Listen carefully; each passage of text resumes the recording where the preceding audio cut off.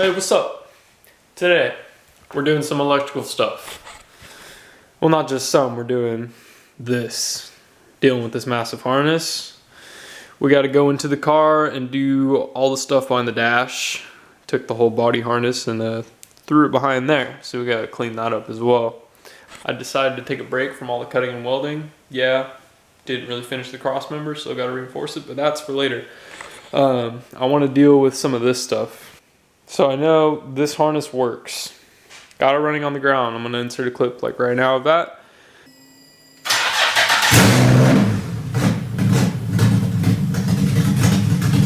So what is this? Why is it so big?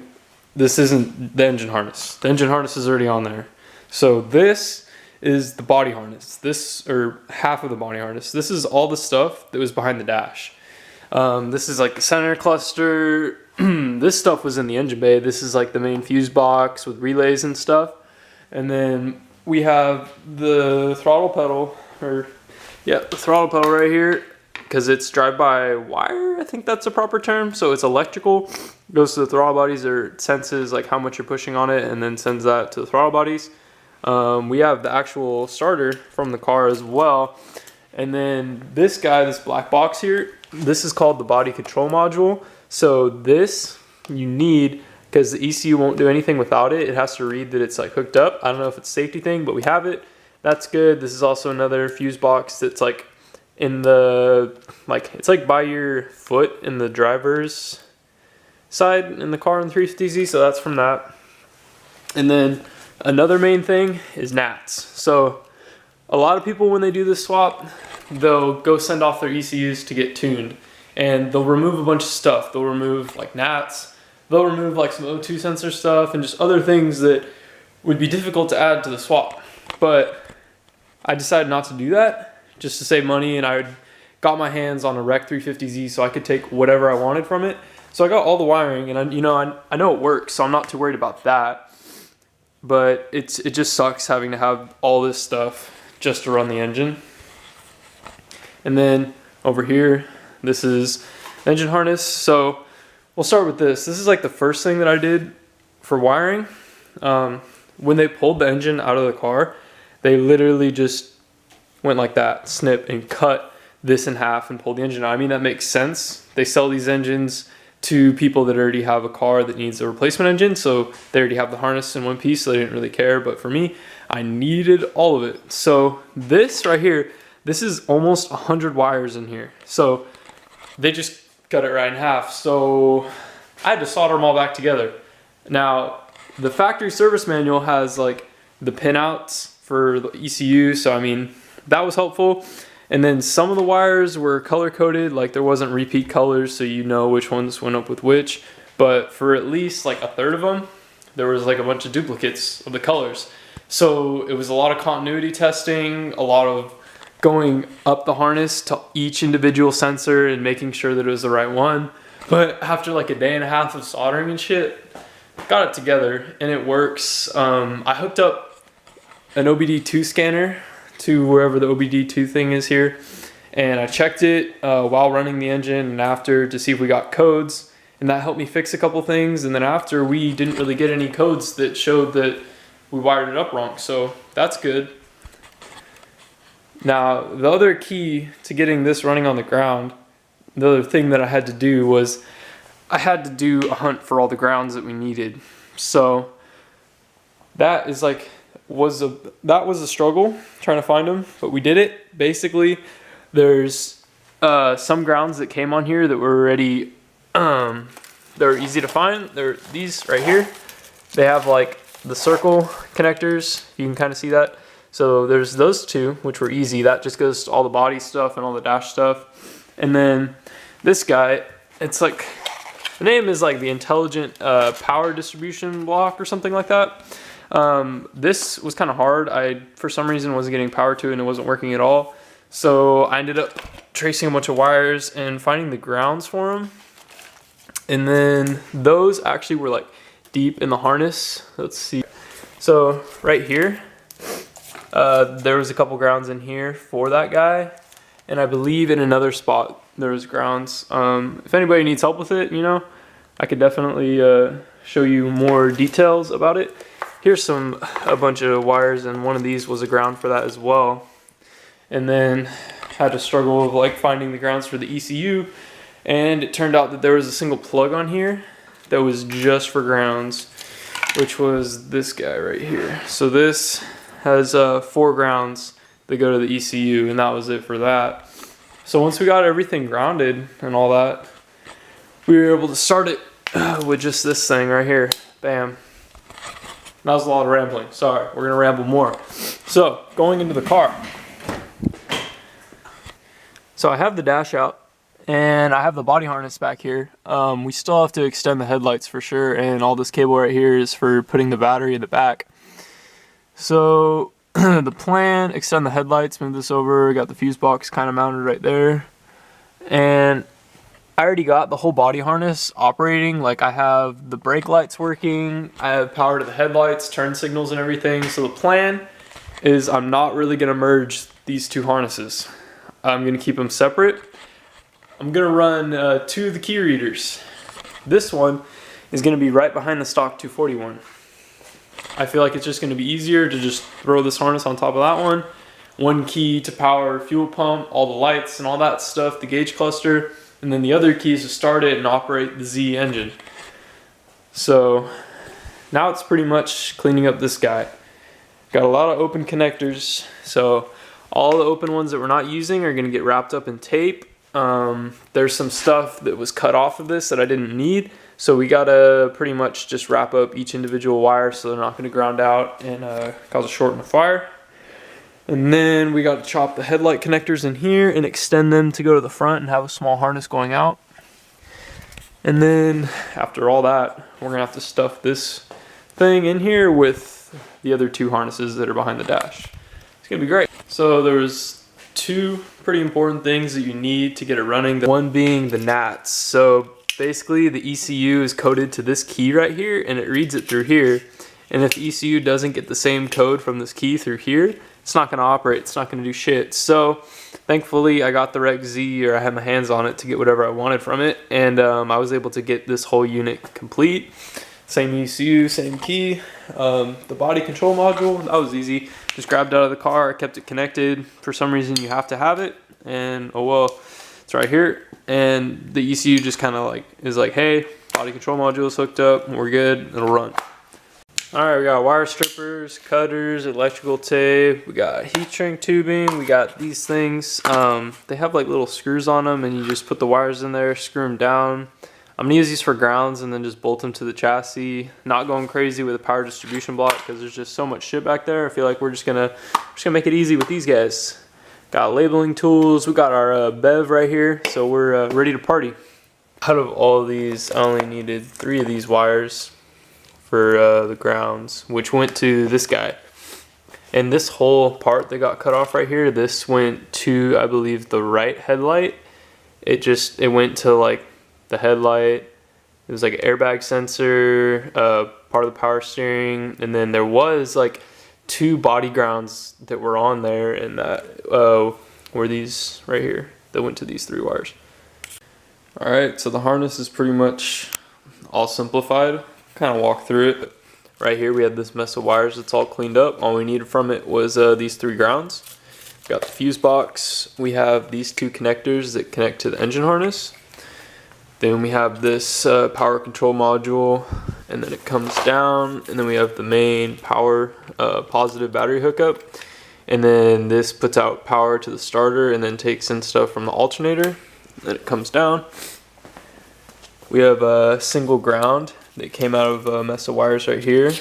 We have this guy, and then this is the connector for the throttle pedal, and then it comes down. These are all the connectors and stuff for the key reader, the nats, the light, the key switch, and then the main whatever thing for the starter. This mess of wires we just taped up. Comes over here, connects the harness together. These are all connectors that we don't need, so we wrapped it on there. Coming down, we have ground and another ground. This is the OBD2 port. Coming down, didn't need any of this. This went to the door. Comes to the body control module, another fuse panel, more connectors that we didn't need. Comes back over all this stuff we didn't need here. Got this gauge cluster. Only reason why I have this right now is just because it shows oil pressure. It's just a good thing to have for a bit. Make sure the motor's all healthy. Right here, this is the clutch pedal switch. And then right here, this also hooks up to the engine harness. And then this is the body connector that goes to the ECU. There's 3 connectors that go to the ECU, 2 are on the engine harness, and then 1's on the body harness. So right here, this is all you need to run the VQ. Like right now, I could just hook up the grounds and the power, plug it in, and it would just start the engine. Alright, so we got this all done. So you know what that means. We're going to the list. Right here. Clean up Z body harness.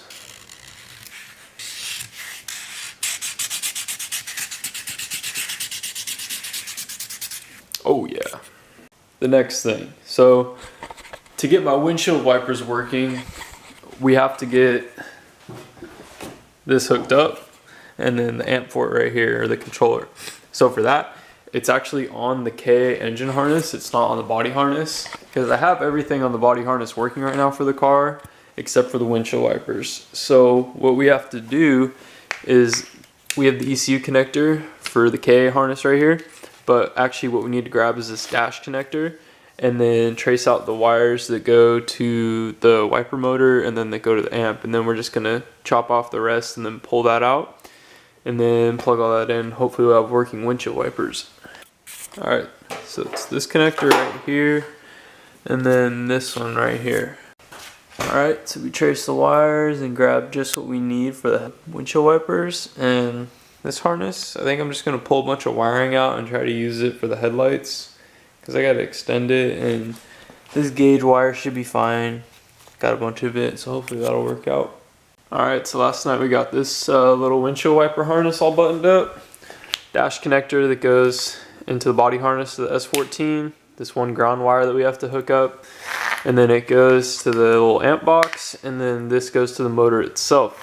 So we're gonna get the battery hooked up in the car, move some stuff around, and test it out. Alright, so it's all hooked up right here. So we have the battery hooked up to the power of the body harness. As you can see, it's coming through here, hooked up to the dash connection. We have the single ground wire coming to this stack of grounds and then over to the ground on the battery, and then there's 2 grounds on the body harness that are hooked up. So yeah, that's pretty much just give it a shot. Key in all the way over, and then okay, not too sure what that is. I think that's the switch. Let's try it again. Hey, we're sliding in the rain, boys. That's what's up.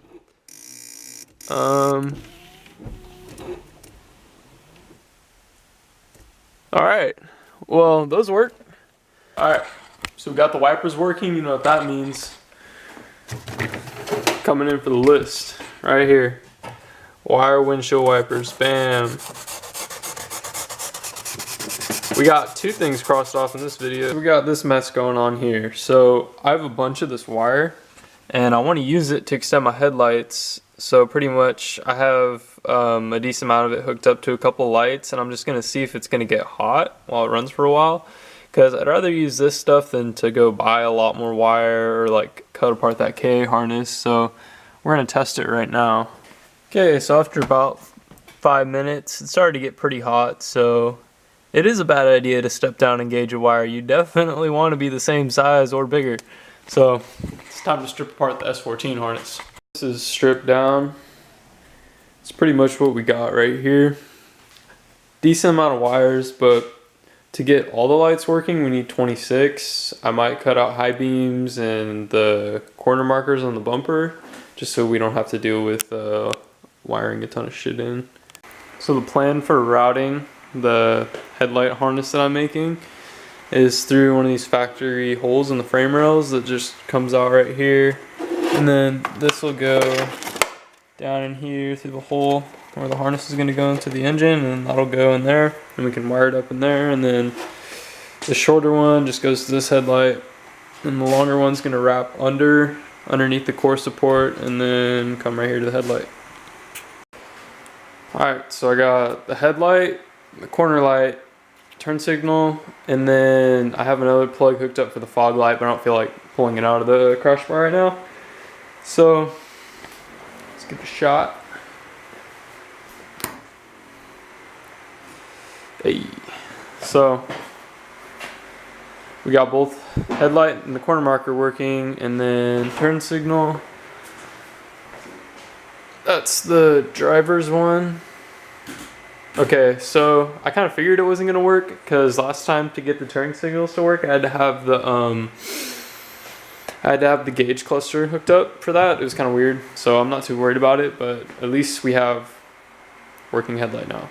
So I kind of skipped out on a bunch of wiring stuff. I know it's kind of boring to watch, so I'll just show you what I have done right now. It's pretty much there. So first thing, I cleaned it up in here. All the wiring, I have it running off just this battery terminal and then this single ground that goes to the chassis. So everything's tucked. Transmission harness is up here, looped around the bigger section right here, and then the two grounds I hooked up right there, and then of course I'm going to bolt them on and everything. So that's pretty much it. The harness runs through that hole right there for the headlights, which the main harness and everything's going to come in and out of. So we'll go outside the car now. I have it all loomed and everything, it's done. So comes out right there, runs up. I'll probably tuck it back more through the hole, across here, down. I have this headlight plugged in, and then it's actually going to run under the front core support all along, so you can't see it, and then to here. And I just have it out to show what plugs I wired up. So it's the main headlight, this guy's the corner light, and then we have the turn signal, and then the fog light. So those 4 wires. So I'll plug it all in and we'll give it a test. Alright, so switch right here. Bam.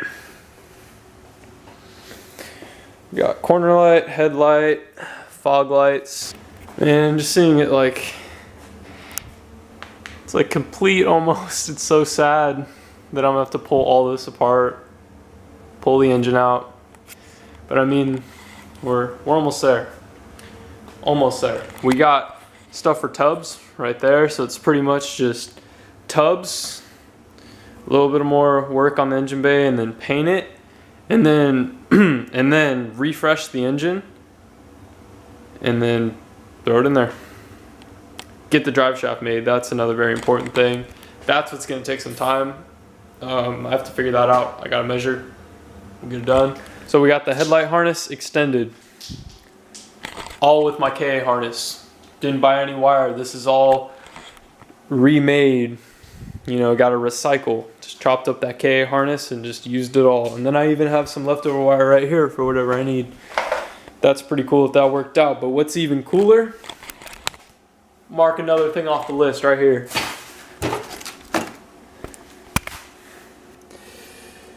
Extend headlights. One tip on pulling out your body harness and fuse box and relocating it behind your dash for S14 guys. So I know a lot of people, they'll just cut their harness in half right here because they think that they can't pull it all the way through and then take the entire harness off and bring it around. But you can. I'll hopefully put in a picture or something. I'm not too sure if I have one. But I know there's a really big white connector down here coming off the fuse box. And you just have to force it through. Like, it's basically, it's a square, and it's pretty much the same size as the hole right here. And it's kind of a struggle, but you can get it all out in one piece, which saves you so much time. You do not have to resolder everything. I've been there with the other harness, and it sucks really bad. But just so you know, you can just pull it all the way out. Yeah, so see these two connectors? That top white one right here? That's the one that you can fit through there. It's the same size as the hole, but it'll work. Trust me. I did it. You can do it. I think there's enough wiring in this one. I'm going to call it here. Thank you for watching. I hope you learned something, because that's important. That's what this is about. I'm teaching you guys how to do this. Even though I'm learning along the way, you're learning too.